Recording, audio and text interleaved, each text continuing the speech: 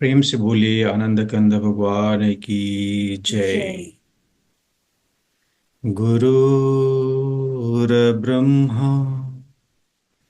गुरुर्विष्णु गुरुर्देव महेश्वर गुरुर्साक्षात् परं ब्रह्म तस्मै श्री गुरुवे नमः। बंदो गुरुपदकंज कृपा सिंधु नररूपहरि महामोह तब पुंज जासु बचन रविकरनीकर अखण्डमण्डलाकारं व्याप्तं वेनं चराचरं तत्पदं दर्शितं वेनं तस्मै श्रीगुरुवे नमः। प्रेम से बोलिए श्री सद्गुरुदेव महाराज की जय। जय। आदि शक्ति श्री जगजननी माता जी की जय। जय। परम संत श्री हंस जी महाराज की जय। जय। सभी दिव्य परिवारों की जय। जय। सभी पूजनीय संत महात्माओं की जय। जय। सच्चे गुरु दरबार की जय। जय। आज के इस यूए वीकली सत्संग में और श्री गुरु गीता का अंतिम एपिसोड होने जा रहा है। देश विदेश से उपस्थित सभी पूजनीय संत महात्मागण, प्रेमीगण एवं जिज्ञासु सभी को स्वागत और मेरा सादर जय श्री सच्चिदानंद। हर एक शुक्रवार की तरह आज भी हम लोग इस जूम के माध्यम से जुड़कर सत्संग श्रवण करने के लिए उपस्थित हुए हैं। आप सबसे विनम्र अनुरोध है कि आज के जो जूम लिंक है इसे आप जरूर अपने इष्ट मित्र को शेयर करें और उन्हें भी इनवाइट करें, सो दैट ये कार्यक्रम का उन्हें भी लाभ मिले। आप सभी को एक सूचना सर्वप्रथम देना चाहते हैं। आगामी आने वाले 27, 28 और 29 जनवरी को सद्भावना सम्मेलन होने जा रहा है महाकुंभ में, जहां हमारे श्री सद्गुरुदेव महाराज जी और दिव्य परिवार और विभिन्न स्थानों से आए हुए संत महात्माओं का सारगर्भित सत्संग श्रवण करने का अवसर मिलेगा और इस कार्यक्रम का लाइव प्रसारण भी होगा, तो उसका भी आप लोग आनंद ले सकते हैं। जो महाकुंभ उत्तर प्रदेश के आसपास रहने वाले जितने भी प्रेमीगण हैं, जिज्ञासु हैं, वो लोग भी इस कार्यक्रम में जाके शामिल हो सकते हैं, भाग ले सकते हैं। तो चलिए आज के कार्यक्रम को शुरू करते हैं गुरु वंदना से।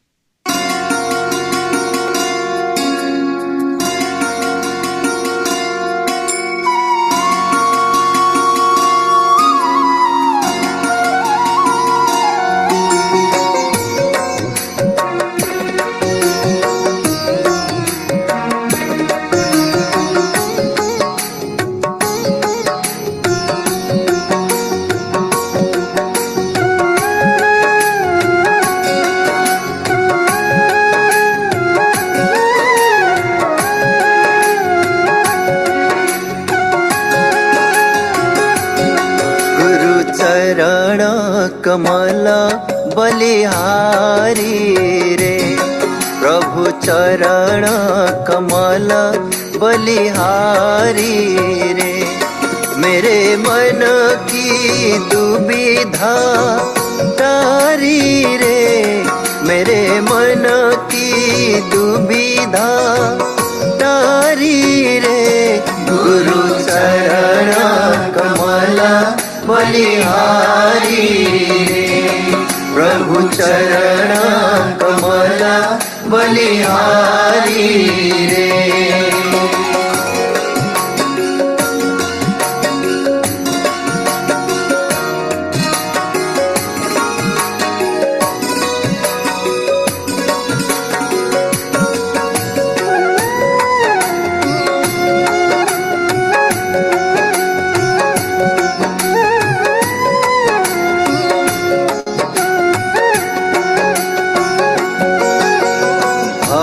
सागर में नीर अपारा, भव सागर में नीर अपारा, डूब रहा नहीं मिले किनारा, डूब रहा नहीं मिले किनारा, पल में लिया उबारी रे, प्रभु पल में लिया उबारी रे, गुरु चरण कमल बलिहारी रे, प्रभु चरण कमल बलिहारी रे।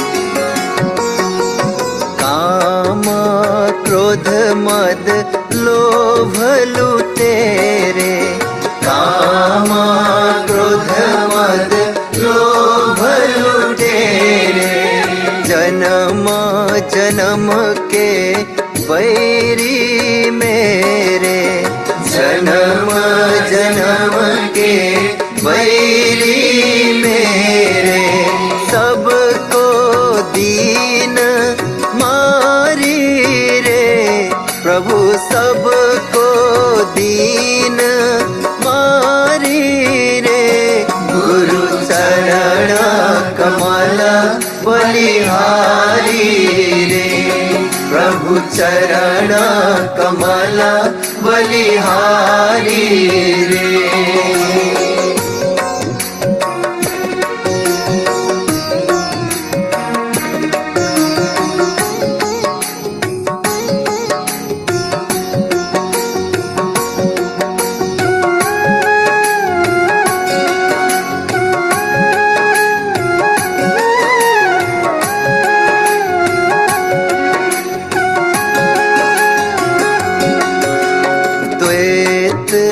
भाव सब दूर कराया, द्वैत भाव सब दूर कराया, पूरण ब्रह्मा एक दर्शाया, पूरण ब्रह्मा एक दर्शाया, घट घट ज्योत निहारी रे, प्रभु घट घट ज्योत निहारी रे, गुरु चरण कमल बलिहारी रे, प्रभु चरण कमल बलिहारी रे।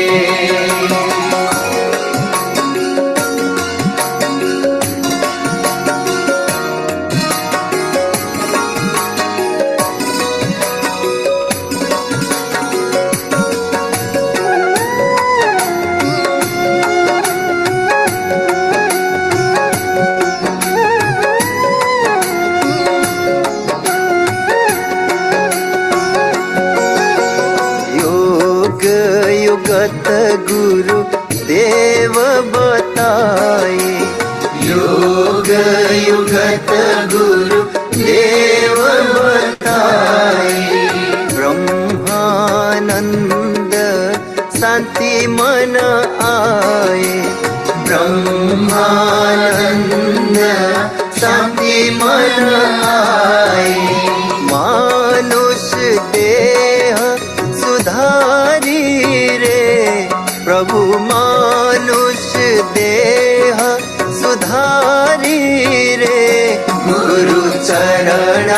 कमला बलिहारी रे, सद्गुरु चरण कमला बलिहारी रे।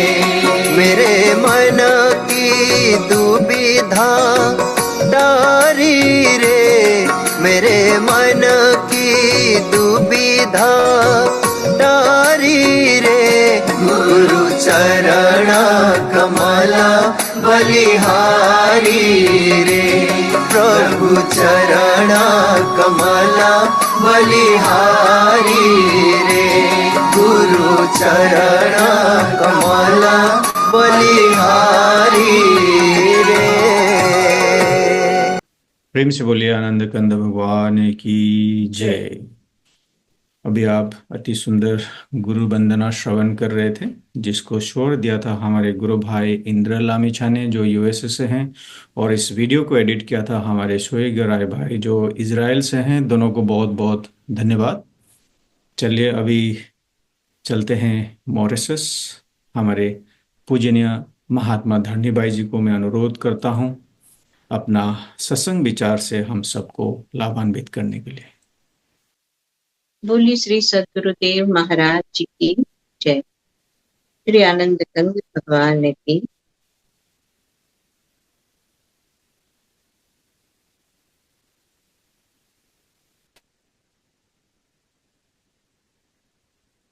वंदे बोधमयं नित्यं गुरुं शंकर रूपिणं, यमाश्रितो हि वक्रोऽपि चन्द्रः सर्वत्र वन्द्यते। अज्ञानतिमिरान्धस्य ज्ञानाञ्जनशलाकया चक्षुः उन्मीलितं येन तस्मै श्रीगुरवे नमः। तस्मै श्रीगुरवे नमः।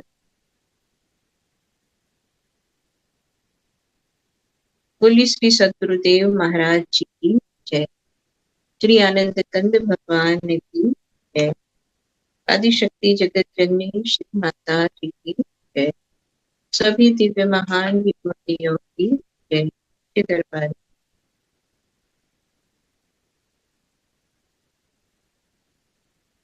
श्री गुरु महाराज जी के चरण सरोज की छत्र छाया में हम और आप सब हर सप्ताह की तरह सत्संग का आनंद प्राप्त कर रहे हैं, और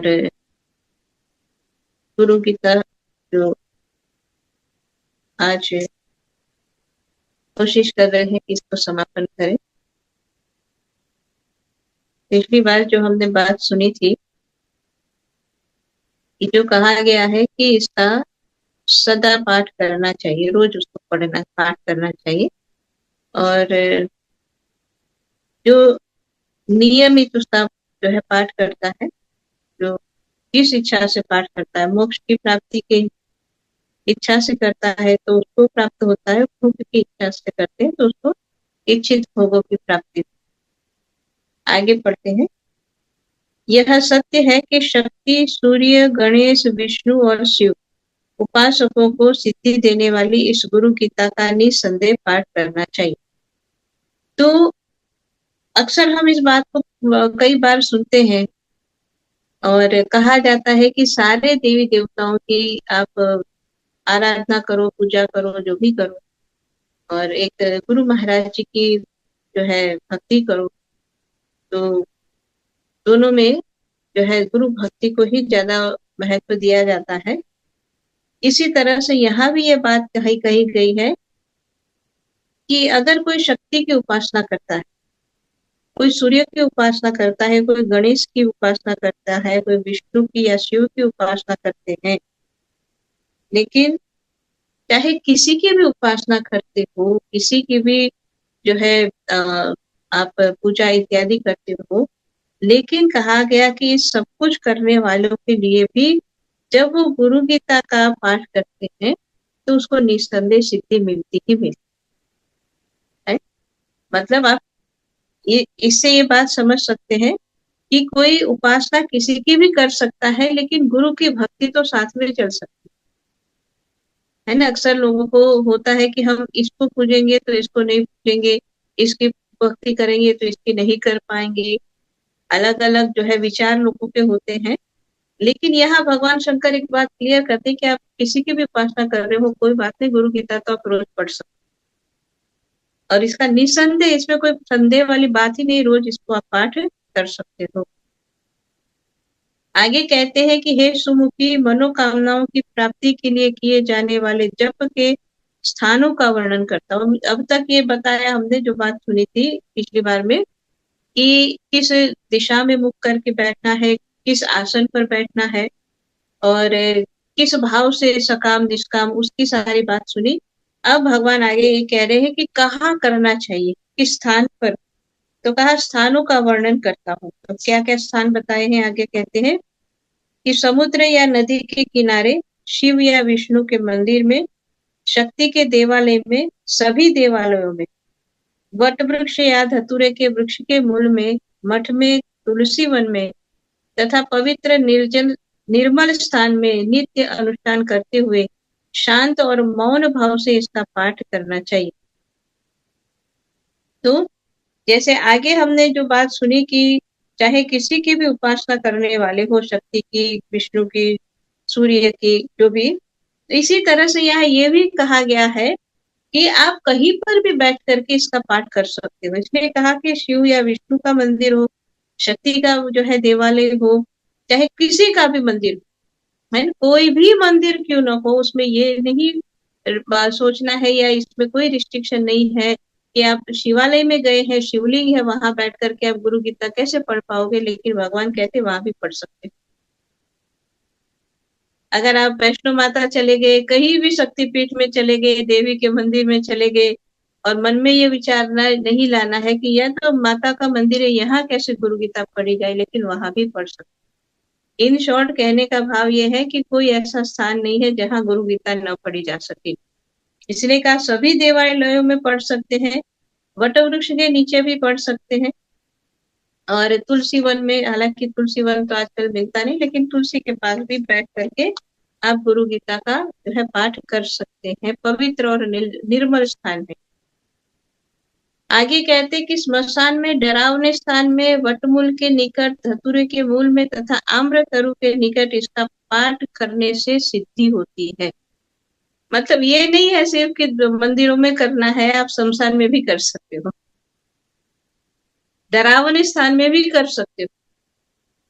और जैसे पहले भी कहा, वट वृक्ष और धतूरे के मूल में, क्योंकि धतूरा ऐसा है कि वहां पर जनरली लोग नहीं पसंद करते उसके पास बैठना, लेकिन वहां भगवान कहते हैं उसके मूल में भी बैठ करके, आम्र तरु मतलब आम के पेड़ के नीचे भी बैठ करके और इसका पाठ किया जा सकता है, और इससे सिद्धि भी होती है। मतलब ऐसा नहीं कि शमशान में करेंगे तो निष्फल हो जाएगा, डर लग रहा है, डरावनी सुनसान जगह है, वहां करेंगे तो निष्फल, नहीं, कहीं पर भी करो, सिद्धि तो सभी जगह मिलेगी। ये गुरु गीता की विशेषता है।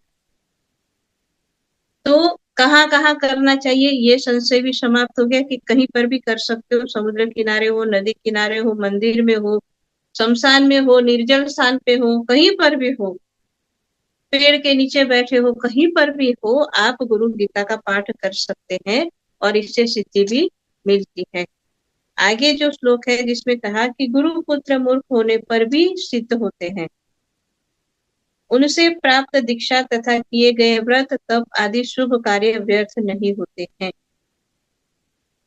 तो ये जो बात कही कि गुरु पुत्र वरम मूर्ख तस्य सिद्ध्यंति नान्यथा, कि गुरु पुत्र मूर्ख भी है लेकिन उनको ही सिद्धि मिलती है, वो ही सिद्ध होते हैं, गुरु पुत्र मूर्ख होने पर भी सिद्ध होते हैं। गुरु पुत्र जो शब्द है ना, तो इसको दो रूप में समझा जाता है। गुरु पुत्र से एक तो जो सीधा सरल समझ में आता है कि जो गुरु का पुत्र है, जो गुरु का पुत्र है वो गुरु पुत्र है।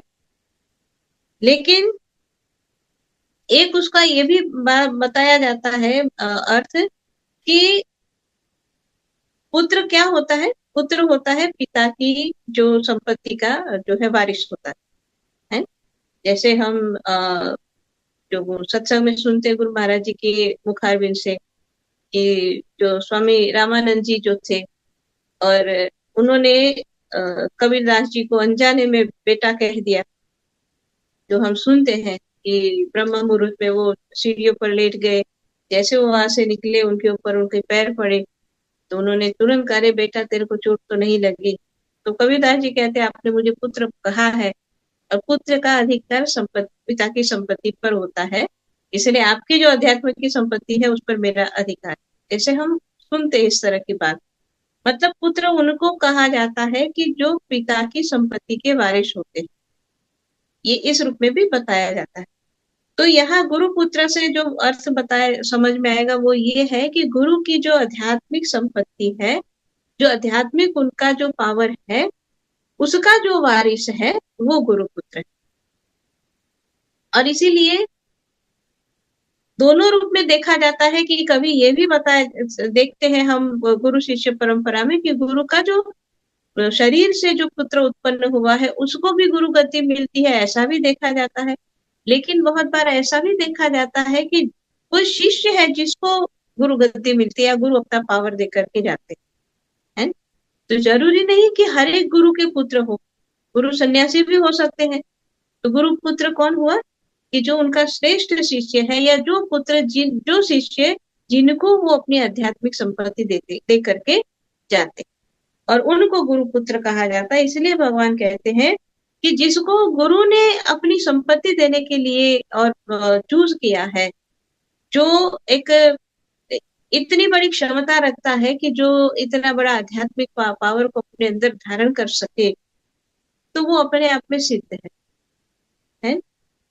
और इसीलिए कहा कि उनसे प्राप्त दीक्षा और किए गए व्रत तप आदि शुभ कार्य व्यर्थ नहीं होते। मतलब वो गुरु के संपत्ति यानी कि गुरु के आध्यात्मिक शक्ति जिसके पास है, वो जो भी कहेंगे हमको करने के लिए या जो भी बताएंगे, अगर उन्होंने दीक्षा दी, कोई कार्य करने के लिए कहा, वो सारे कार्य सिद्ध होते हैं, उसमें कोई व्यर्थ नहीं जाते हैं। लेकिन जो बात है कि गुरु पुत्र मूर्ख होने पर भी सिद्ध होते हैं। मूर्ख होने का मतलब चाहे लिटरली मूर्ख भी कोई ले सकता है, लेकिन मूर्ख होने का अर्थ होता है कि जिसको सांसारिक चीजों का ज्ञान नहीं है। हम मूर्ख किसको कहेंगे? मूर्ख हम उसको कहेंगे जो भौतिक जो लाभ है उसकी तरफ जिसका ध्यान नहीं जाता है। जैसे एक समझने के लिए कि अगर एक व्यक्ति है और जिसको कहा जाए कि भाई ली, ये तेरे पास चॉइस है, एक तरफ ये जो है सोने के मुद्रा से भरा हुआ एक थैली है, और एक तरफ देख तेरे लिए 2 रोटी रखी है, क्या चाहिए? तो अगर वो व्यक्ति कहे कि सोने की थैली का मैं क्या करूंगा, मुझे तो 2 रोटी दे दो, मेरे को तो भूख शांत कर दो, तो उसने अपने हिसाब से 2 रोटी मांगी और खा ली। लेकिन देखने वाले बहुत सारे लोग क्या कहेंगे? मूर्ख है, बताओ, 2 रोटी के बदले में वो सिक्के सारे छोड़ दिए। है ना? मतलब जो हमारे हिसाब से जो लाभ है भौतिक संसार में, जिसको हम लाभ समझते हैं, उसको जो त्याग देते हैं उसको हम मूर्ख कहते हैं।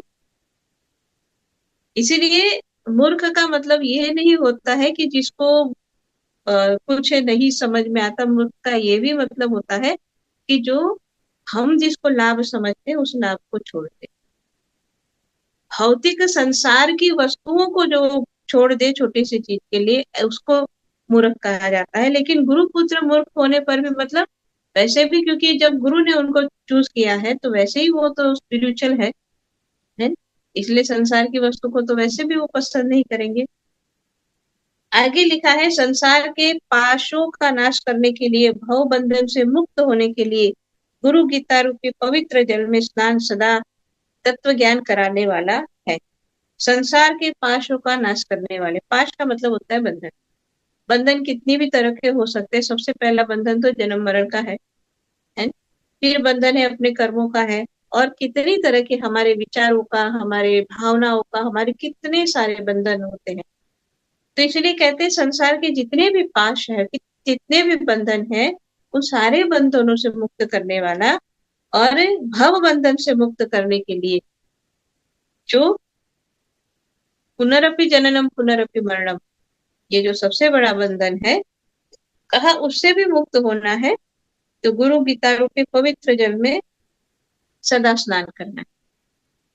मतलब ये गुरु गीता का सदा पाठ करना है, तो उसके पाठ पाठ करते करते, जैसे कोई भी चीज को हम जितनी भी बार बार समझते हैं, पढ़ते हैं, समझते हैं, पढ़ते हैं, समझते हैं, तो उसकी जो है गहराई हमको जो है हम उसमें चले जाते हैं और बहुत सारी बात समझ में आती है।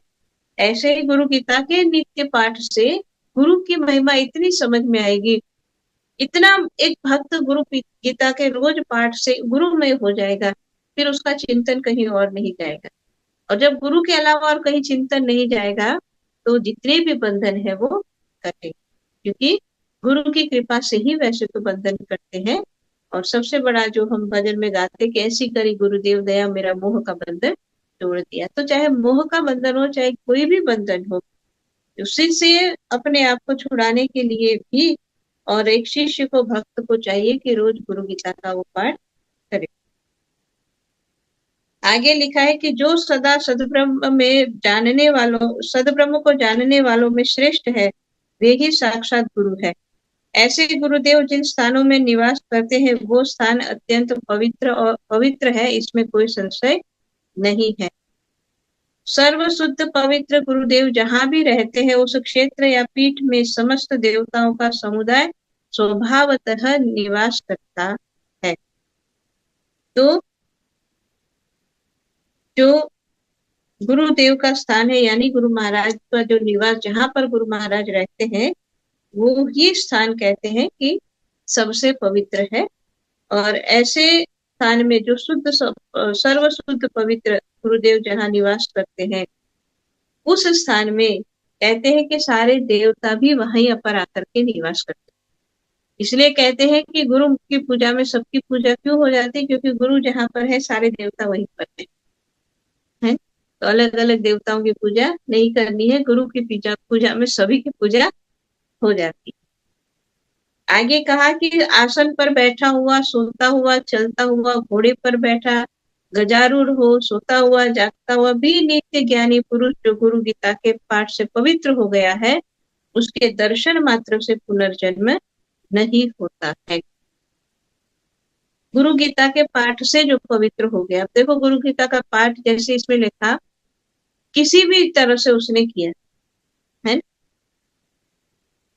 तो क्यों उसके दर्शन मात्र से क्यों इतना फल मिलेगा? क्योंकि ऐसा जिसने गुरु गीता को हर रूप में अपने अंदर में धारण किया है, तो वो गुरुमय हो गया है, और गुरुमय जो हो गया है तो उसके दर्शन का भी लाभ हमको मिलता है। तो आगे पढ़ते हैं कि जैसे समुद्र में जल, दूध में दूध, घी में घी और आकाश में घटाकाश मिल जाता है, ऐसे ही परमात्मा में आत्मा मिल जाता है। इस प्रकार परमात्मा में लीन ज्ञानी जीवात्मा एकत्व को प्राप्त कर यत्र तत्र दिन रात आनंद में निमग्न रहता है। इस प्रकार ज्ञानी सदा जीवन मुक्त होकर रहता है। जो साधक प्रयत्न पूर्वक भाव पूर्ण होकर के गुरु की भक्ति करता है, वह संदेह रहित होकर के मुक्त हो जाता है। वह भुक्ति और मुक्ति दोनों को प्राप्त करता है और उसके जीवा के अग्रभाग पर सरस्वती का वास होता है। तो अब यहाँ पर बात है जो अभी अब तक हम सुन रहे थे कि गुरु का चिंतन नित्य जो है, गुरु किताब के पाठ से हम गुरुमय हो जाते हैं। और जैसे एक जो दृष्टांत के साथ बताया कि जैसे इतना विशाल समुद्र है, समुद्र में भी पानी है, और अगर उसमें हम थोड़ा पानी और मिला देते हैं, तो वो हमने जो डाला पानी समुद्र में जिस तरह से मिल जाता है कि हम अलग नहीं कर पाएंगे कि हमने डाला वो लोटे का पानी कहाँ गया और समुद्र का पानी कौन सा है। इसलिए कहा कि जैसे समुद्र के पानी में पानी मिल जाता है, जैसे दूध में दूध मिल जाता है कि अलग अलग दो ग्लास में दूध रखा है, लेकिन दोनों को एक साथ अगर हम एक बर्तन में डालेंगे, दोनों मिल जाएंगे, पता नहीं कर पाएंगे कि कौन सा दूध कौन से ग्लास का था। जैसे दूध में दूध मिल जाता है और घी में घी मिल जाता है और आकाश में घटाकाश मिल जाता है। आकाश में घटाकाश मिल जाता है मतलब जैसे ये पूरा आकाश है, और घटाकाश का मतलब होता है घड़े के अंदर का आकाश है, कि जो घड़ा है मिट्टी का घड़ा, अब जो खाली है बर्तन, तो उसके अंदर भी आकाश है, घड़े के अंदर भी आकाश है, घड़े के बाहर भी आकाश है। लेकिन जैसे घड़ा फूट गया तो अंदर और बाहर का आकाश एक हो गया। पहले अलग था कि भाई ये बाहर का है या अंदर का है, लेकिन घड़ा फूट गया तो अंदर और बाहर का एक हो गया। तो इसी तरह से जैसे दूध में दूध, घी में घी, पानी में पानी मिल जाता है, वैसे ही आत्मा परमात्मा में मिल जाती है। तो और इस प्रकार से जब परमात्मा में लीन होकर के और एक जीवात्मा ज्ञानी व्यक्ति जो दिन रात कहीं पर भी रहे वो आनंद में रहता है। तो यहाँ पर बात ये है कि दूध में दूध और घी में घी वाली जो बात बताए, तो ये मरने के बाद वाली मुक्ति की बात नहीं है, ये जीते जी मुक्ति की बात है। यानी कि जीवन को जी रहे हैं और उसमें सारे बंधनों से मुक्त होकर के जितने भी और मन के जाने के अलग अलग स्थान थे, वहां सबसे मन को हटा करके जब हमने गुरु में उसको लीन कर दिया है मन को, तब जैसे दूध में दूध वैसे शिष्य गुरु में मिल गया, मन से वो गुरु का गुरुमय हो गया। और जब वो गुरुमय हो गया तो ऐसा जो शिष्य है, ऐसा जो व्यक्ति है, तो वो कहीं पर भी रहेगा, हर समय वो आनंद में रहेगा। और इसीलिए इसको कहा कि जीवन मुक्त है, कि जीवन जी भी रहे हैं लेकिन जीवन में जीते हुए भी वो बंधन से मुक्त है। इसलिए कहा कि ऐसा जो जीवन मुक्त व्यक्ति होता है, वो व्यक्ति जब गुरु भक्ति करते करते जीवन मुक्त हो गया ना, वो तो कहा जो साधक प्रयत्न पूर्वक भावपूर्ण होकर गुरु की भक्ति करता है वो मुक्त होता है, मतलब वो जीवन मुक्त हो जाता है। और अब क्या है कि उसने गुरु भक्ति में मन को लगाया, गुरुमय हो गया है, तो उसके लिए दोनों चीज है कि उसको भुक्ति भी है और मुक्ति भी है। भुक्ति का अर्थ होता है भोग और मुक्ति का अर्थ होता है मोक्ष। तो भगवान शंकर कहते हैं कि ऐसे साधक को, ऐसे जीवात्मा को या ऐसे ज्ञानी जीवन मुक्त जो व्यक्ति हो चुका है, उसको दोनों चीजें मिल, कि वो संसार के भोग भी उसके सामने है, उसको भी वो उपभोग करता है, लेकिन उपभोग भोगों का करते हुए भी वो उसमें लीन नहीं रहता, क्योंकि उसका मन गुरु के पास। तो भोग भी मिल रहे हैं और क्योंकि वो मन से गुरुमय हो चुका है तो वो मोक्ष भी प्राप्त कर चुका है।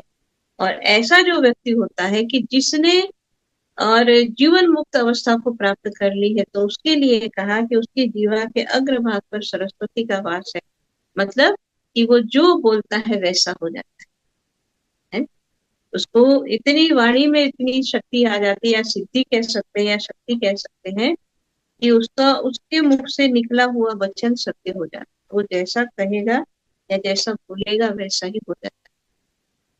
लेकिन जब ये शक्ति जिसके पास आती है तो उसकी विशेषता ये है कि वो व्यक्ति फिर ज्यादा बोलते हैं, क्योंकि उनको पता है कि मेरे बोलने से अगर ये होने वाला है, और अगर ऐसा होने लग जाता है, वो इस बात को खुद इस बात में मन को लगाता है, तो फिर वो अहंकार को जन्म दे सकता है। इसलिए वो व्यक्ति फिर उसकी तरफ देखता भी नहीं है। इसलिए तो वो ज्ञानी है ना।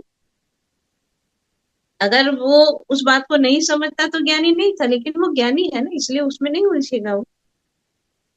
आगे भगवान कहते हैं कि गुरु गीता के पाठ करने वाले सभी प्राणियों को समस्त सिद्धियां, भोग तथा मोक्ष दोनों की प्राप्ति होती है, इसमें कोई संदेह नहीं है।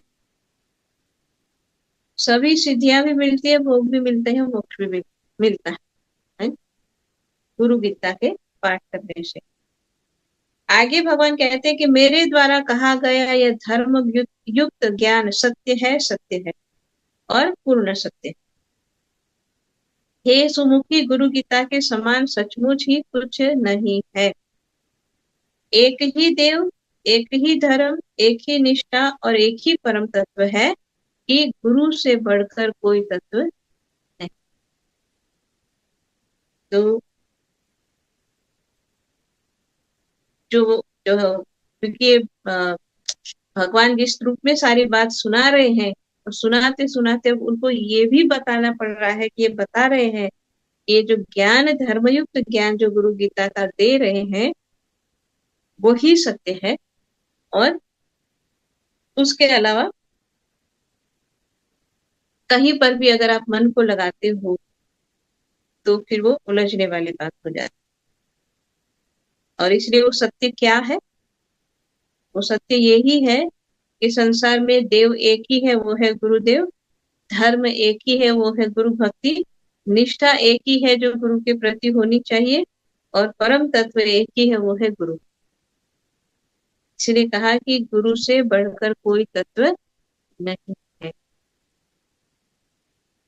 और ऐसा जिसके जीवन में भाव आ गया है, या ऐसा जिसका जीवन हो गया है कि देव कौन है, मेरे गुरु देव है, और मेरा एक ही धर्म है गुरु भक्ति करना, मेरी एक ही निष्ठा है गुरु चरणों में मन को लगाना, और एक ही परम तत्व है, और मेरे लिए गुरु से बढ़कर कुछ भी नहीं है, ऐसी जिसके अंदर भावना है, या ऐसा जो भक्त है, भगवान कहते हैं कि हे देवी, ऐसे गुरु भक्त के लिए कहा कि उसके माता पिता कुल वंश और वसुधा, यानी कि जिस स्थान में उसका जन्म हुआ है, ये सब कुछ धन्य है।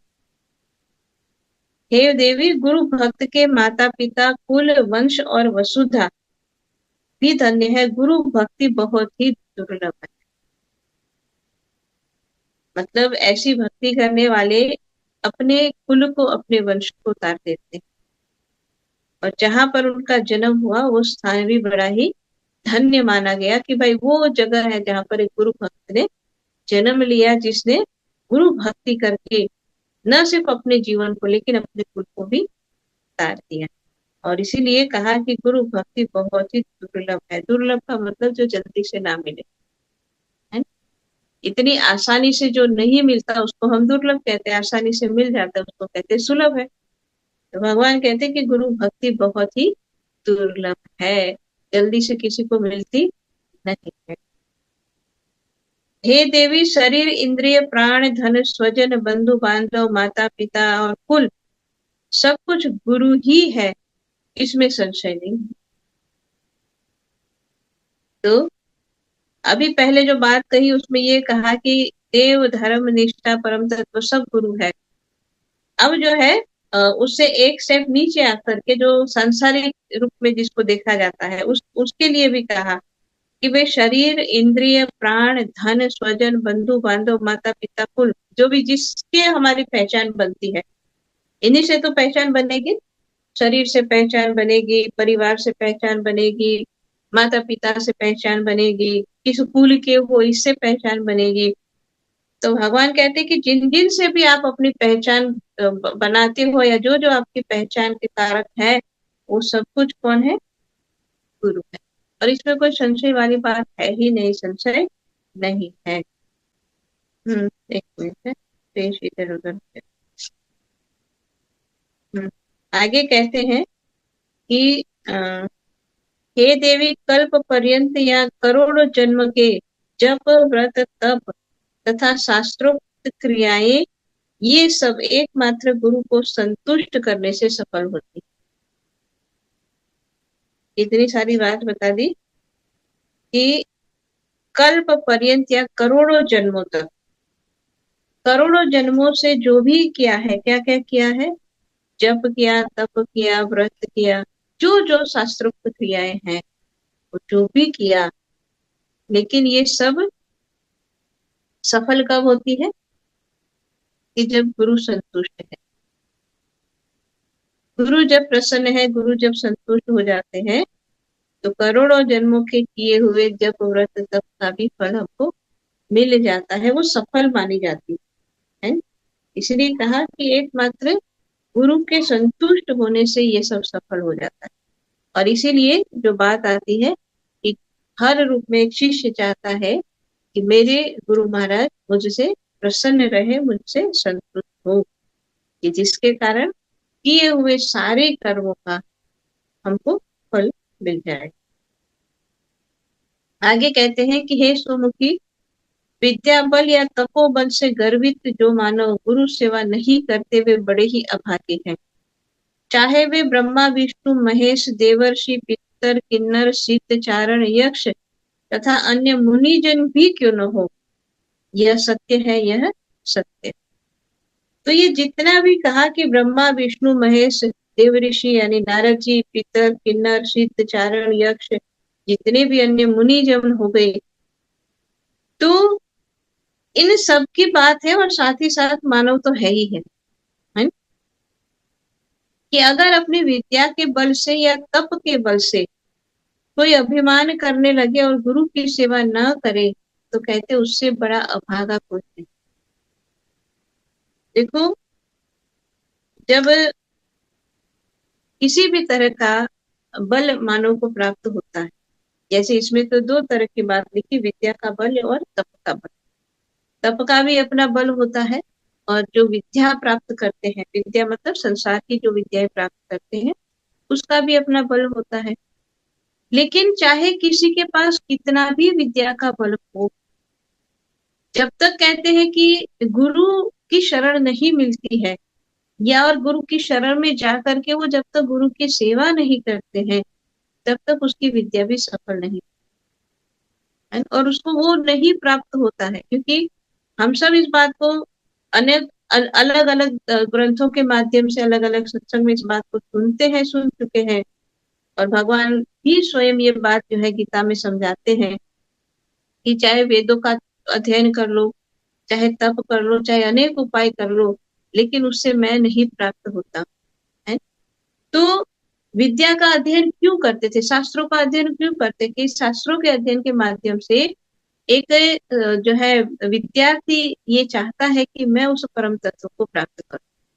तो कोई चाहे कितना भी विद्याओं को जान ले, मतलब कितने धर्म ग्रंथ है सबको उसने पढ़ लिया, कितना बड़ा स्कॉलर हो जाए इन सबको पढ़ते पढ़ते, लेकिन इतना सब कुछ होने के बाद भी जब तक वो गुरु की शरणागत नहीं हुआ और गुरु की सेवा नहीं करी, तो कहते फिर भी वो अभागा है। अभागा का मतलब उसका भाग्य अच्छा नहीं है। क्यों? क्योंकि इतना सब कुछ तो किया, लेकिन जिसके लिए संसार में आए थे वो काम नहीं बना है। अध्ययन तो खूब कर लिया, सारे वेदों को याद कर लिया, सब कुछ जान लिया विद्या अध्ययन के माध्यम से, लेकिन विद्या अध्ययन के माध्यम से अपने आप को तो नहीं जान पाते, और उसी के लिए तो गुरु की सेवा है। इसलिए कहा कि चाहे विद्या का बल क्यों न मिल जाए, कितने बड़े तपस्वी हो जाए कोई व्यक्ति, तप का इतना बल होता है, कितना भी तपस्वी होकर के तप के बल को प्राप्त करते, तप इतना कहते हैं कि सब कुछ हो गया, लेकिन गुरु सेवा के बिना तो किसी का उद्धार होना ही नहीं है।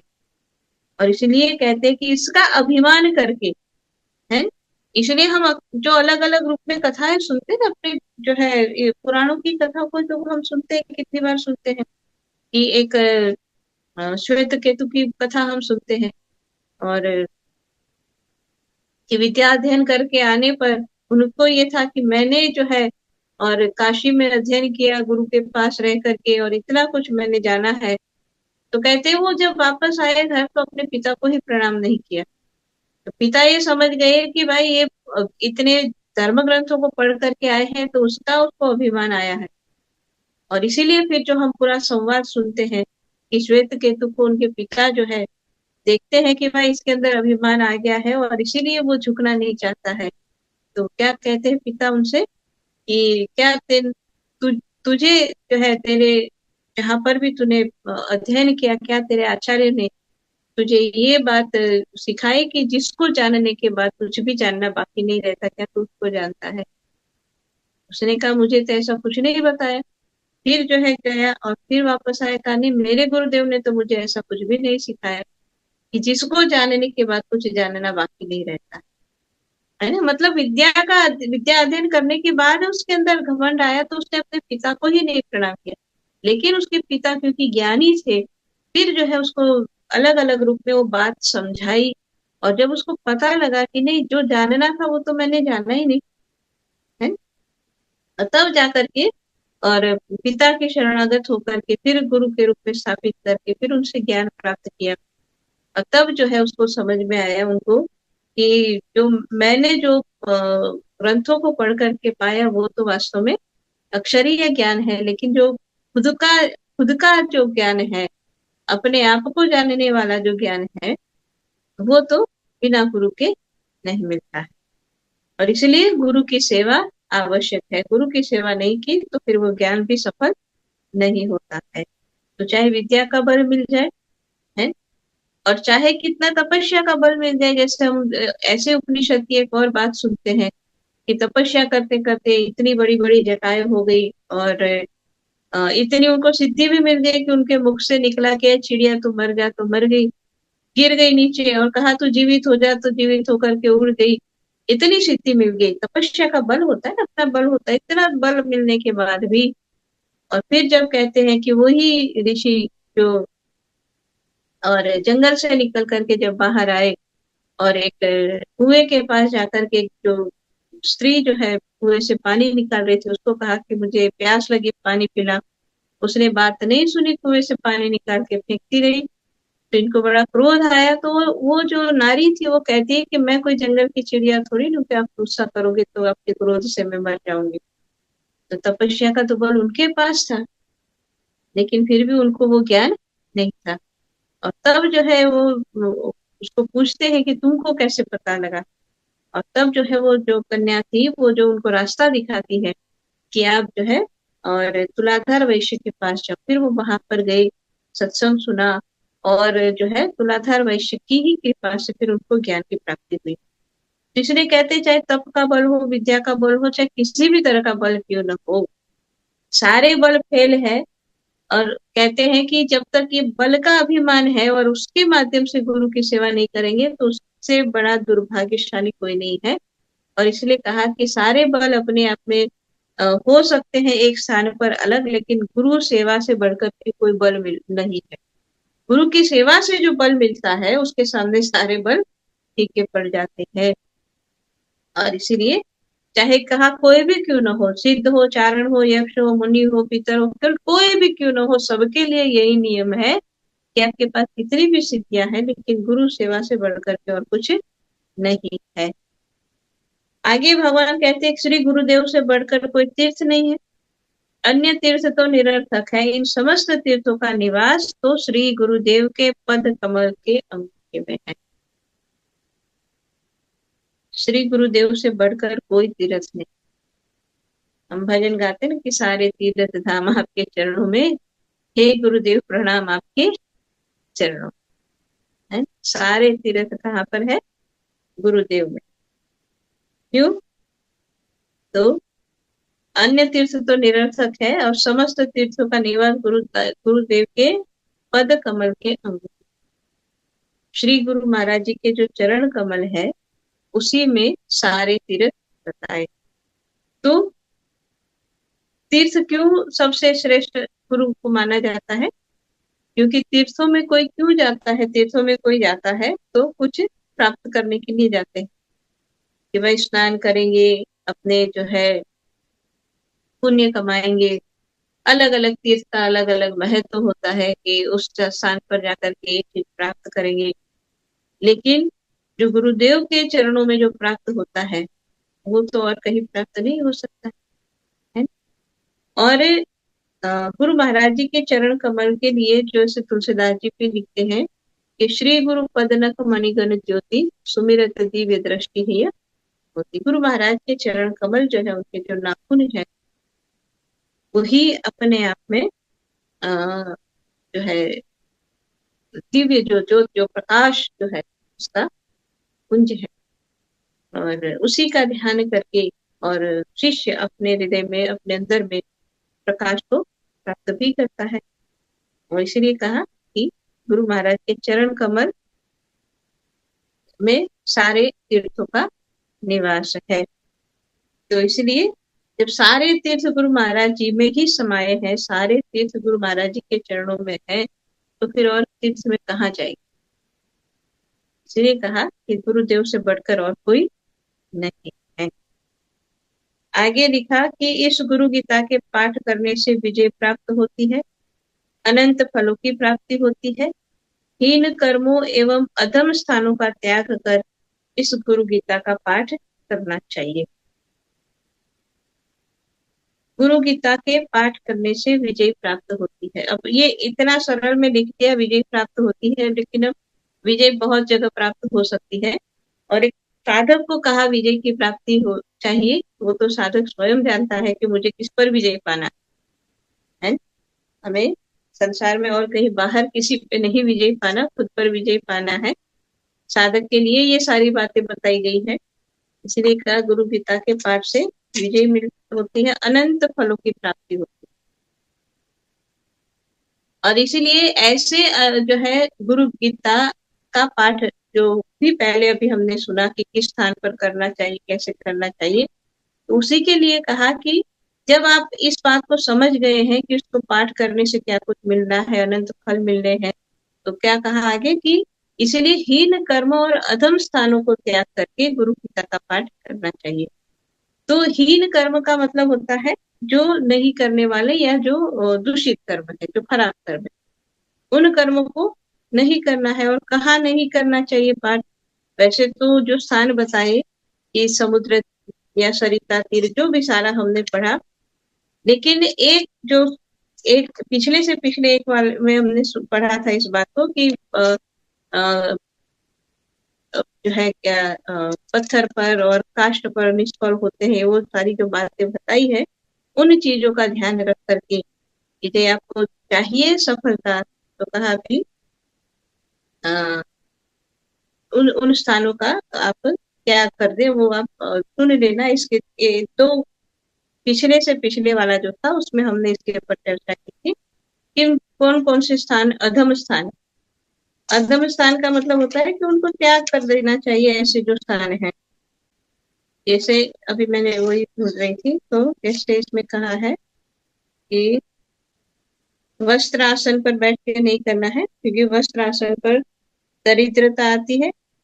पाषाण यानी पत्थर पर बैठ के नहीं करना है। और पृथ्वी पर यानी सीधा जमीन पर नीचे कुछ भी बिछाए बिना नहीं करना है। और काष्ठ पर यानी सीधा लकड़ी पर बैठ कर नहीं करना।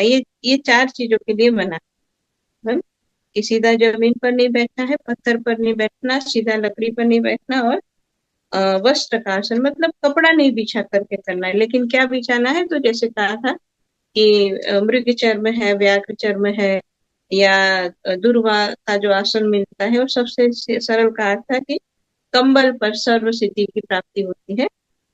तो जो इसमें जो बात कही कि अधम स्थानों का त्याग करना, मतलब जिन जिन स्थानों के लिए भी कहा कि काष्ठ पर सीधा लकड़ी के ऊपर बैठ करके, सीधा पत्थर पर बैठ करके, सीधा जमीन पर, और जो है ये जो स्थान बताए उसको त्याग कर देना, उस पे नहीं करना है।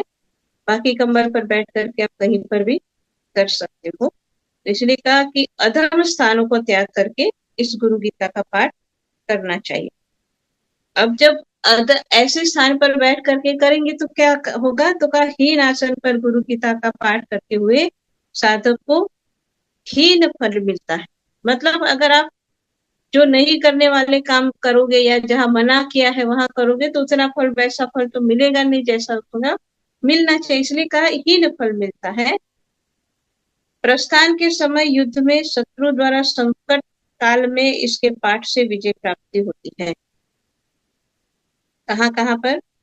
कि कहीं पर जा रहे, किसी कार्य को करने के लिए जाना है कि भाई किसी से जो है मिलना है, कोई कार्य है ऐसा किसी भी तरह का जिसमें हम चाहते हैं कि हमको सफलता मिले, तो कहते हैं कि गुरु गीता का पाठ करके फिर जाओ। तो प्रस्थान से पहले अगर हमने कर लिया तो उसमें विजय होती है। फिर कहा युद्ध में तो आजकल तो हमको कहीं जाना नहीं है युद्ध करने के लिए, लेकिन युद्ध हम बाहर नहीं करते, अपने अंदर ही करते हैं। हमारा अपने अंदर ही युद्ध चल रहा है। बाहर का तो युद्ध तो पता नहीं, हमको उसकी जरूरत भी नहीं है, ना हमको कभी जाना है उसमें। लेकिन युद्ध हमारे अंदर चल रहा है, तो उस युद्ध को भी जीतना है, तो भी गुरु गीता ही मदद करने वाली है। और शत्रु द्वारा उत्पन्न संकट काल में, किसी भी तरह का संकट उत्पन्न हुआ है उस समय भी कहते अगर गुरु गीता का पाठ करते हैं तो विजय की प्राप्ति होती है। मरण काल में इसका पाठ मुक्ति देता है और गुरुपुत्र के सभी कार्य सर्वत्र सिद्ध होते हैं। तो यहाँ गुरुपुत्र के बारे में जो डेफिनेशन दी है कि जिस शिष्य की सेवा से गुरु का उस शिष्य के प्रति पुत्र भाव उत्पन्न हो गया है वो गुरु पुत्र। पुत्र भाव उत्पन्न हो गया मतलब गुरु महाराज ने जिसको अपने जो है आध्यात्मिक शक्ति का वारिस समझ लिया है वो गुरुपुत्र है। और इसलिए ऐसे जो गुरुपुत्र है उसके सभी कार्य सर्वत्र सिद्ध होते हैं। तो मरण काल में इसका पाठ मुक्ति देता है। तो मरण काल में अब वही बात है कि जैसे भगवान कहते हैं कि अंत समय में वही याद आएगा जो जीवन भर करेंगे। तो इसलिए तो रोज पाठ करने की बात है, रोज जो भजन करने की बात है, उन सबके पीछे यही लॉजिक है कि रोज करेंगे तो उस समय वही याद आने वाला है। इसीलिए जो मरण काल में इसका पाठ मुक्ति देता है और गुरु पुत्र के सभी कार्य सिद्ध होते हैं। आगे भगवान कहते हैं कि हे पार्वती, तुम मेरी अत्यंत प्रिय हो, इसलिए यह गुरु गीता का रहस्य मैंने तुम्हारे सामने कहा है, जो अब तक प्रयत्न पूर्वक गुप्त रखा गया था। तो माता पार्वती के प्रश्न के जवाब में, क्योंकि इतना सारा खजाना भगवान ने खोल दिया, और इसलिए भगवान कहते हैं कि तुम मेरी अत्यंत प्रिय हो, इसलिए मैंने यह रहस्य तुम्हें बताया। हालांकि सिर्फ बात ये नहीं है कि प्रिय है इसलिए, लेकिन बात ये है कि माता पार्वती जानना चाहती है। वैसे जो हम अक्सर ये बात जो अपने ग्रंथों की या जिस तरह से हम उसको अलग अलग रूप में समझते हैं, तो हम कहते हैं कि जब गंगा जी को जब धरती पर अवतरण कराना था, तो भगीरथ ने भगवान शंकर की तपस्या की और उनको प्रसन्न किया कि गंगा जी को आप अपनी जो है जटाओं में धारण करें। और भगवान शंकर ने, जैसा हम सुनते हैं, कि अपनी जटाओं को जो है खोल दिया, उसमें गंगा जी को धारण किया और फिर उसको जो है बांध दिया। और उसके बाद कहते हैं कि एक ही लट जो है उसको धरती पर निकाला और उसमें से जो प्रवाहित हुई वो गंगा जी, जो जिसको हम कहते हैं गंगा जल है या ये गंगा जी है। तो जैसे गंगा जी जो है उसको जैसे हम नदी के रूप में देखते हैं, लेकिन वैसे गंगा जी को हम ज्ञान की गंगा के रूप में भी कहते हैं। जैसे हम रामचरितमानस में भी इस बात को पढ़ते हैं, तो कहा कि मुद मंगल में संत समाजू, जो बात आती है कि जो जग जंगम तीरथ राजू, और उसी में आगे जो तुलसीदास जी बताते हैं, तो ज्ञान जो है उसकी, ज्ञान को गंगा के साथ बताया जाता है, ज्ञान की गंगा बताई जाती है।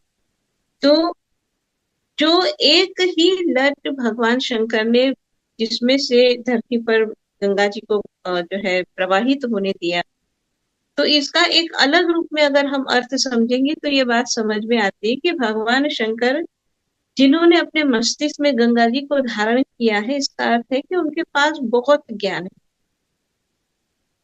और उस ज्ञान का एक जैसे बहुत ही छोटा सा हिस्सा, एक लट, अब इतने बड़े, इतने बाल में जो इतने बड़े सारे जो है जटा में इतने सारे बाल थे, उसमें से एक लट निकाली तो कितना हो गया, बहुत कम हुआ। तो कहते कि भगवान के पास इतना ज्यादा ज्ञान है, उसमें से एक लट जितना ज्ञान उन्होंने संसार को दिया, और वो एक लट जितना ज्ञान जो हमको मिला है, तो उसके पीछे बहुत सारी बार हम ये देखते हैं कि माता पार्वती ही जो है जिन्होंने भगवान को पूछ करके हमारे लिए ये सारा ज्ञान प्रकट करवाया है ना। जितने, जैसे अभी ये गुरु गीता को हम पढ़ रहे हैं, इसमें हम देखते हैं कि माता पार्वती के प्रश्न के जवाब में इतनी सारी गुरु महिमा भगवान शंकर ने सुनाई। ऐसे ही चाहे आप विज्ञान भैरव तंत्र को देखो, उसके अंदर भी यही बात आती है कि भैरवी ने प्रश्न पूछा और भैरव यानी माता पार्वती ने प्रश्न पूछा, भगवान शंकर ने जवाब दिया। रामचरितमानस को पढ़ते हैं, इतने ग्रंथों को हम पढ़ते हैं जिसमें ये बात आती है कि माता पार्वती के प्रश्न के जवाब में भगवान शंकर ने ये सारे ग्रंथ सुनाए हैं। तो आज अगर हम जो भी अलग अलग ग्रंथों के रूप में ज्ञान को समझ रहे हैं या ज्ञान को प्राप्त कर पा रहे हैं, तो ये हम सबके ऊपर माता पार्वती की कृपा है। अगर वो माता पार्वती मानव समाज के ऊपर ऐसी कृपा नहीं करते, तो शायद भगवान शंकर कभी ये ज्ञान नहीं बांटते।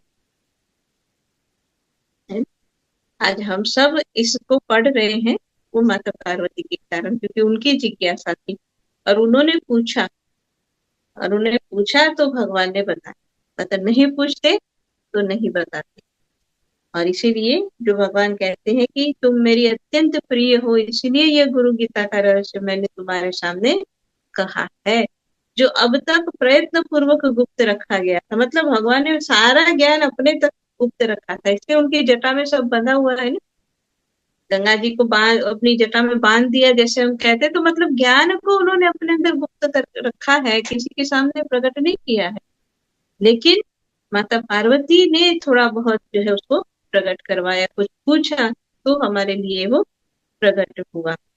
और इसलिए भगवान आके कहते हैं कि इसे कार्तिकेय के गणेश आदि मुख्य गण तथा विष्णु आदि को भी मन से नहीं बताना, यह मैं तुम्हें बार बार सत्य कहता हूँ।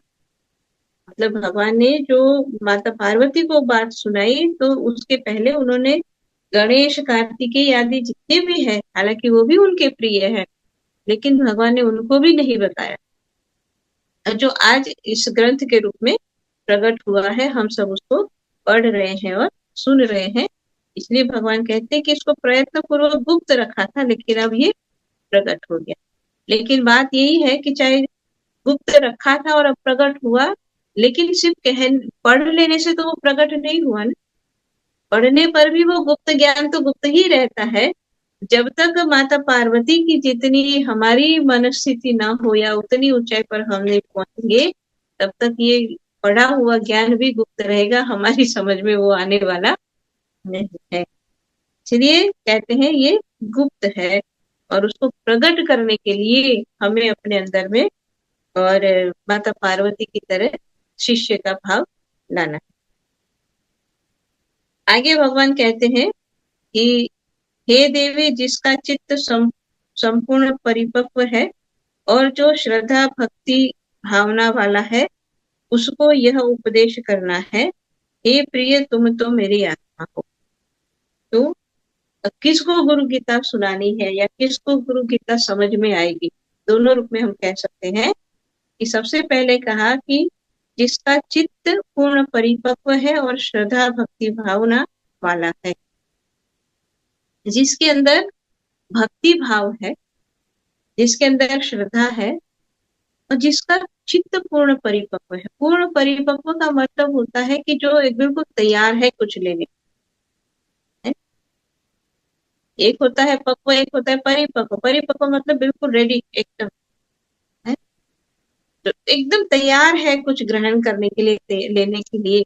मतलब इतना जिज्ञासु है, जो जानना चाहता है और उसके जानना चाहता है, लेकिन जानना इसलिए नहीं चाहता कि भाई मैं जान करके कुछ उसका कहीं और प्रयोग करूंगा, नहीं।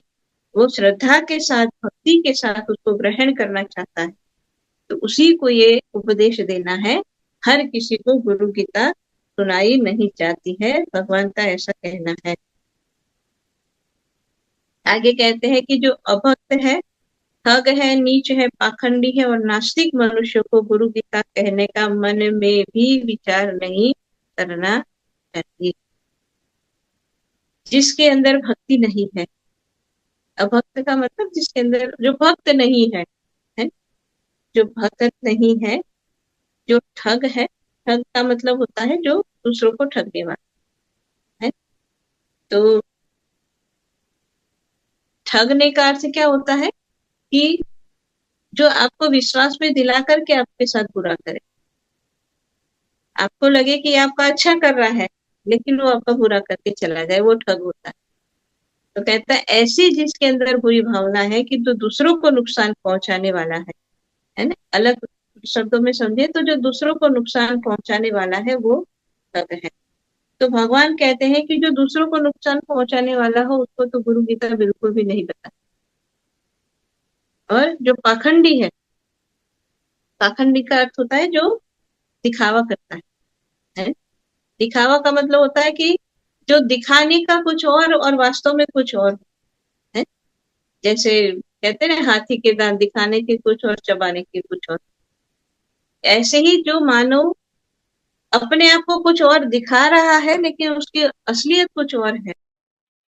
संसार को दिखा रहा है कि मैं बहुत दयालु हूँ, लेकिन वास्तव में वो बड़ा क्रूर है। संसार को दिखा रहा है कि मैं बड़ा भगत हूँ, लेकिन वास्तव में वो कुछ और है? तो उसको कहते हैं पाखंड।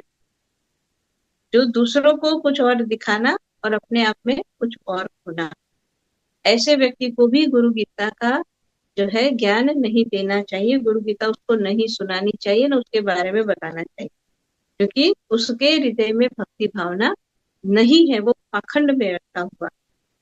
दिखावे में रखा हुआ है। और उसके बाद कहा जो नास्तिक मनुष्य है, नास्तिक मतलब जो विश्वास ही नहीं कर रहा है, तो जिसको ये विश्वास ही नहीं है कि भगवान है या परमात्मा है, तो उसको तो बताना कोई मतलब ही नहीं। इसलिए भगवान कहते हैं कि इन सब इतने लोगों को, अभक्त को, ठग को, नीच को, पाखंडी और नास्तिक को गुरु गीता कहने का मन में भी विचार नहीं करना चाहिए। कहनी नहीं चाहिए, वो तो बहुत बाद की बात है। उसको गुरु गीता सुनानी तो बहुत बाद की बात है। भगवान कहते हैं उसको सुनाने का विचार भी मन में मत लाओ, तो उसको मैं गुरु गीता बताऊं, है ये भी विचार भी नहीं लाना है। तो आगे भगवान कहते हैं कि संसार रूपी सागर से उद्धार करने वाला जो एकमात्र मंत्र है, जो ब्रह्मादि देवों तथा मुनि जनों द्वारा पूजित सिद्ध मंत्र है, जो दरिद्रता, दुख और भव रोग को नाश करने वाला मंत्र है, जो मृत्यु रूपी महाभय का हरण करता है, ऐसे सर्वश्रेष्ठ गुरु गीता रूपी गुरु मंत्र को मैं नमन करता हूँ। तो गुरु गीता की कितनी विशेषताएं भगवान ने बता दी। सबसे पहले कहा कि संसार रूपी सागर से उद्धार करने वाला, मतलब संसार सागर से तारने वाला कोई है तो वो है गुरु गीता। फिर ब्रह्मादि देव और मुनि जनों द्वारा पूजित सिद्ध मंत्र, मतलब जिस गुरु गीता को ब्रह्मा आदि देवता और मुनि जन भी जिसकी पूजा करते या जिसके लिए पूजनीय है, वो गुरु गीता है। दरिद्रता, दुख और भव रोग का नाश करने वाला है। दरिद्रता दोनों तरह की होती है, धन की तो चाहे बहुत ज्यादा उसकी चर्चा नहीं होगी, लेकिन मन की दरिद्रता बहुत ज्यादा होती है, क्योंकि मन की दरिद्रता क्या है, मन की दरिद्रता किसको बोलते हैं, या दरिद्र का क्या जो है डेफिनेशन बताई गई है। तो अ, जैसे हमने सुना है कि कौन दरिद्र है, तो कहा कि ही वा विशाल तृष्णा, जिसकी तृष्णाएं बहुत अनंत, जिसकी इच्छाओं का कोई अंत ही नहीं है, चाहे कितना भी धन हो उसके पास, लेकिन इच्छाएं जिसके पास उतनी ही ज्यादा है, तो व्यक्ति दरिद्र है। तो ऐसी दरिद्रता कि जो संसार की इच्छाओं में मानव को खत्म कर रही है, उस दरिद्र को खत्म करने वाला गुरु गीता का मंत्र, यानी गुरु गीता मन से हमको जो है आध्यात्मिक बनाती है या गुरुमय बनाती है। तो हम संसार के भोगों की तरफ से हट जाते, तो हमारी ये दरिद्रता है ना, कि जो तृष्णा है संसार के भोगों की, वो खत्म हो जाती है। और जैसे संसार के भोगों की तृष्णा, संसार से जो आशा है, ये खत्म होती है, तो दुख भी खत्म होते हैं। दुख क्या है और सुख क्या है, तो सुख और दुख की क्या डेफिनेशन देते हैं कि जो हमारे मन ने चाहा वो मिल गया तो हम सुखी है, मन ने जो चाहा वो नहीं मिला तो हम दुखी। लेकिन यहाँ पर जब इच्छाएं ही गुरु के प्रति हो जाए, संसार की इच्छाएं खत्म हो जाए, तो कहते हैं फिर दुख भी खत्म होता है। क्यों? क्योंकि फिर वहां ये नहीं रहता कि मुझे ये मिले या ना मिले, ये जो ये मिलना चाहिए था नहीं मिला, ये मैं चाहता था नहीं मिला, ये बात ही खत्म हो जाती है, तो फिर दुख भी खत्म हो जाता है। और आगे कहा कि भव रोग को नाश करने वाला, भव रोग जो जन्म मरण का रोग है, उसको भव रोग कहते हैं कि पुनरपि जननम पुनरपि मरणम, इसको भव रोग कहा जाता है। इसको भी नाश करने वाला ये गुरु गीता का पाठ है, जो मृत्यु रूपी महाभय का हरण करता है। सबसे बड़ा भय क्या है, सबसे बड़ा डर क्या है मानव को? मृत्यु का डर है। बाकी सारे डर तो है, अपनी जगह है, लेकिन सबसे बड़ा डर मृत्यु का डर है। वो मृत्यु के डर को खत्म करता है। क्यों? क्योंकि वो जब जैसे जैसे हम इसको समझते हैं इन बातों को, तो हमको ये बात अपने आप ही अंदर जो विवेक जागृत होता है कि मृत्यु कोई अंत नहीं है, मृत्यु एक नई शुरुआत है। जब ये बात समझ में आ गई कि मृत्यु एक नई शुरुआत है, तो फिर डर किस बात, फिर खुशी होती कि चलो एक नया हमको अध्याय मिल रहा है, नया कुछ करने को मिल रहा है। तो इसलिए ये जो सबसे बड़ा डर मानव के मन में होता है कि मर जाएंगे तो क्या, और ऐसा डर उसी के अंदर होता है जो संसार में अपने आप को पूरी तरह से बांध कर रखा हुआ है, या जो संसारमय होकर के जी रहा है, भौतिक वस्तुओं के लिए जी रहा है, उसको डर होता है, अरे ये सब छूट जाएगा तो क्या होगा। लेकिन जिसके अंदर विवेक जागृत हो चुका है, उसको पता है छूट गया तो क्या, क्या मेरा था क्या छूटा है। तो इसीलिए कहा कि ये मृत्यु का जो भय है उसको भी खत्म करता है। और इतनी गुण जिसके अंदर है, इतनी विशेषताएं जिसके अंदर है, तो भगवान कहते हैं कि ऐसी सर्वश्रेष्ठ गुरु गीता को मैं नमन करता हूँ।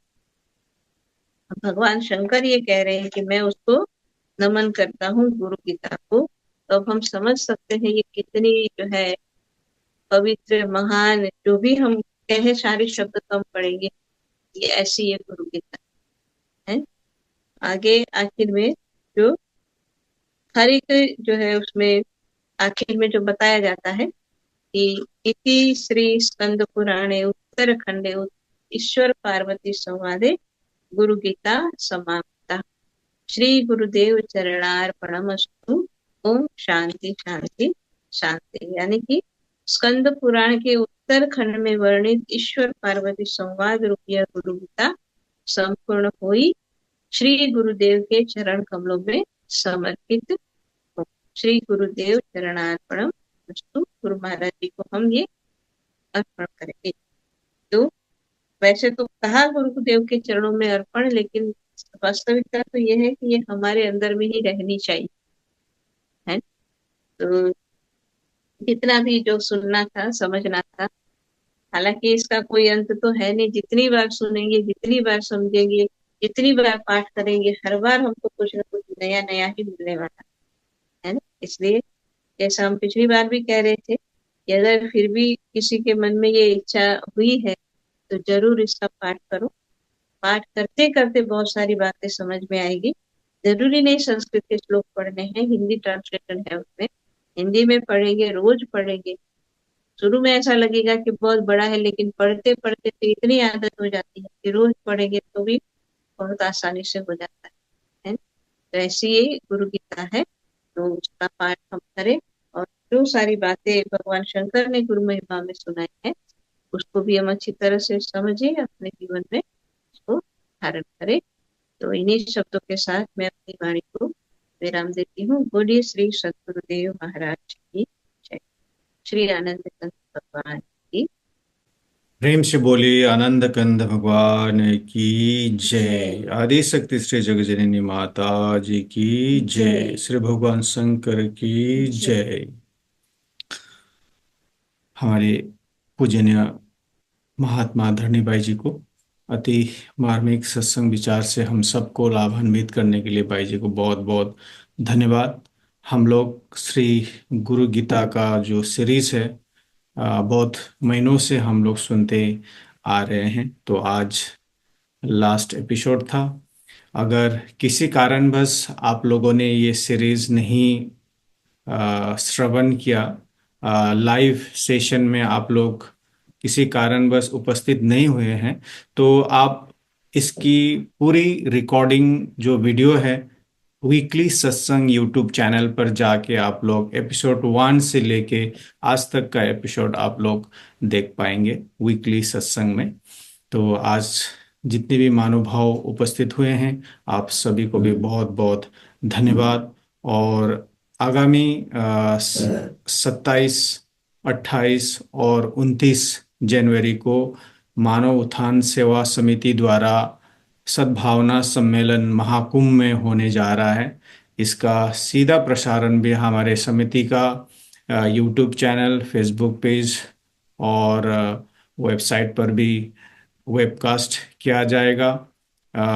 और विभिन्न चैनलों में भी ये आएंगे, तो इसका भी आप लोग आनंद ले सकते हैं। नोट करके रखिएगा, 27, 28 और 29 जनवरी शाम को इंडिया टाइम 6 बजे से ये शुरू होगा। प्रेम से बोलिए आनंद कंद भगवान की जय। आज के कार्यक्रम हम लोग यहीं पर समाप्त करते हैं एक छोटी सी प्रार्थना से। मैं भाई जी को अनुरोध करता हूँ प्रार्थना के लिए।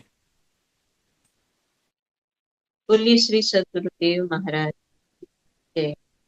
श्री आनंद कंद भगवान की। त्वमेव माता च पिता त्वमेव त्वमेव बन्धु च सखा त्वमेव विद्याद्वरिणं त्वमेव सर्वं मम देव देव त्वमेव सर्वं मम देव देव त्वमेव सर्वं मम देव देव भक्तिदान मुझे दीजिए गुरुदेवन के देव और नहीं कुछ चाहिए निश दिन चरणन सेव बार बार वर मांग हूँ हर्षि देहु श्री रंग पद सरोज अन पाइने भक्ति सदा सत्य संग। हे मेरे नाथ, आप अपनी सुधामयी सर्व समर्थ पति पावनी अहेतु की कृपा से मानव मात्र के हृदय में विश्व बंधुत्व एवं विश्व शांति की उदार भावनाओं को जागृत करें, जिससे वे सुख दुख के बंधन से मुक्त हों, आपके पवित्र प्रेम का आस्वादन कर। बोले श्री सद्गुरुदेव महाराज जय, श्री आनंद कंद भगवान की जय, आदिशक्ति जगत जननी श्री माता जी की जय, सभी दिव्य महान विभूतियों की जय, सच्चे दरबार की। नाम का सुमिरन करेंगे सब।